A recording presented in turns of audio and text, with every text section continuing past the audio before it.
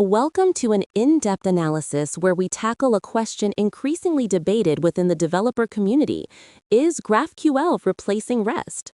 For years, representational state transfer, or REST, has been the undisputed king of API design, forming the backbone of countless web applications and services.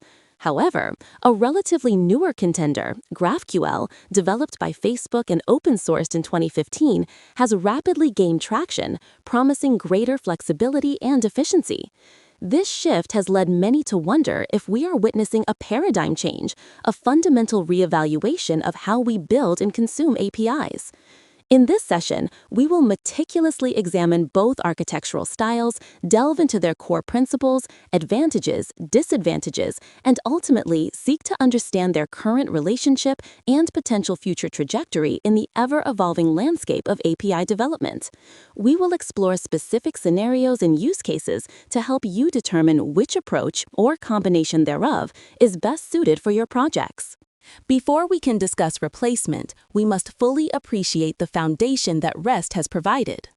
Representational state transfer, or REST, isn't a protocol, but rather an architectural style conceived by Roy Fielding in his 2000 doctoral dissertation.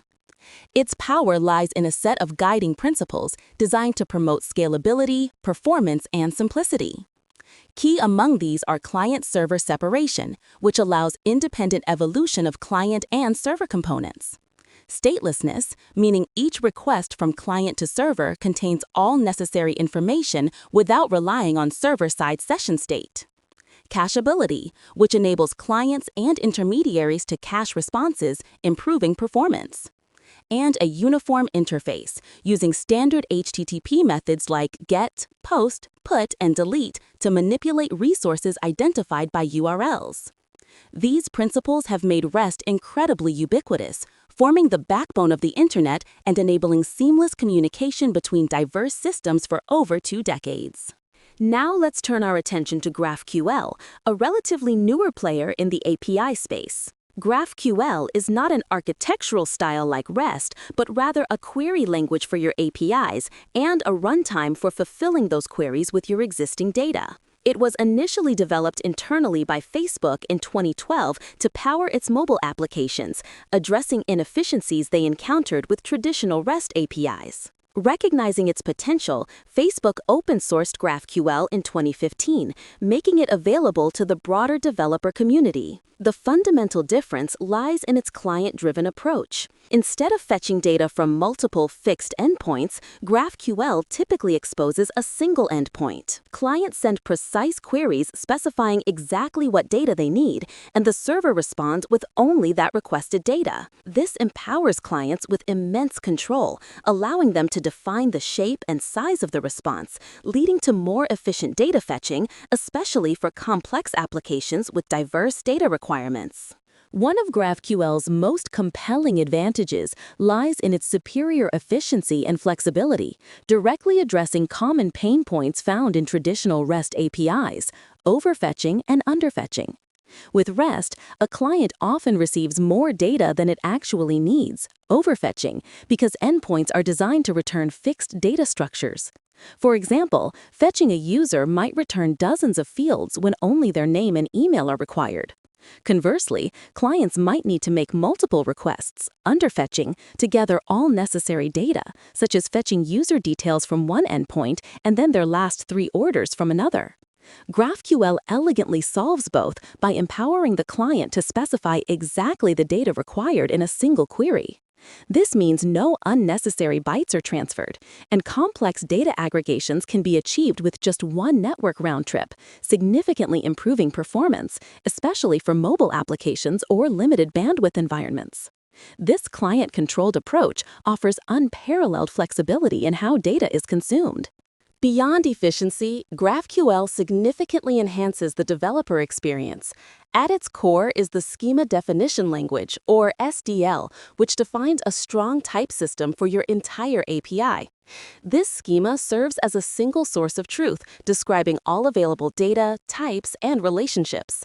This strong typing enables powerful tooling that was previously difficult or impossible with REST. Developers benefit from self-documenting APIs, as the schema itself dictates what queries are possible. Integrated development environments, IDEs, can leverage this schema for features like auto-completion, real-time validation, and syntax highlighting, drastically reducing development time and errors. Furthermore, client-side code generation tools can automatically create data models and query builders based on the schema, streamlining front-end development. For teams, API evolution becomes more manageable as new fields can be added without breaking existing clients, and the introspection capabilities allow for easier exploration and understanding of the API's capabilities. Despite GraphQL's compelling advantages, REST is far from obsolete and retains several enduring strengths that make it highly relevant. Its fundamental simplicity is a major draw. REST APIs are often easier to understand and implement, especially for smaller projects or straightforward data access scenarios, because they align directly with well-established HTTP protocols and conventions. Each resource is typically represented by a unique URL, and standard HTTP methods map directly to CRUD operations, offering a clear, intuitive design. A significant advantage of REST is its robust and mature HTTP caching mechanism. This is built directly into the web's infrastructure, leveraged by browsers, proxies, and content delivery networks, CDNs. For static or frequently accessed data, HTTP caching can dramatically improve performance by allowing responses to be stored and reserved without repeatedly hitting the origin server. This native caching support, coupled with statelessness, makes REST a highly efficient choice for many common use cases, where optimizing network traffic for predictable data is crucial. While GraphQL offers significant benefits, it's not without its challenges. One major hurdle is the increased complexity on the server side. Building a GraphQL server requires more intricate setup compared to a simple REST API. Developers must implement resolvers for each field, manage data loaders to optimize data fetching, and craft a robust schema. If not carefully managed, GraphQL can suffer from the N+1 problem, where a single GraphQL query for a list of items, N, might inadvertently trigger an additional database query for each individual item, leading to N+1 database calls instead of just 2, severely impacting performance. Furthermore, traditional HTTP caching, a cornerstone for REST, is less straightforward with GraphQL's single endpoint, post-based requests, often requiring custom caching solutions. Implementing robust authentication, authorization, and rate limiting can also become more nuanced, as a single endpoint means all requests hit the same entry point, demanding more sophisticated logic to control access and usage effectively across diverse query types. These aspects introduce a steeper learning curve and require careful architectural considerations. The decision between GraphQL and REST isn't about one being universally superior. Rather, it's about choosing the right tool for the right job. REST remains an excellent choice for straightforward applications with well-defined resources and predictable data access patterns. It excels when you're building public APIs where simplicity and the leverage of HTTP caching are paramount, or for internal microservices where each service exposes distinct bounded contexts. Think of simple CRUD operations, create, read, update, delete, where the client typically needs all or most of the data associated with a resource. On the other hand, GraphQL truly shines in complex, data-intensive applications, particularly those serving diverse client needs, like mobile and web applications that require different data subsets from the same backend.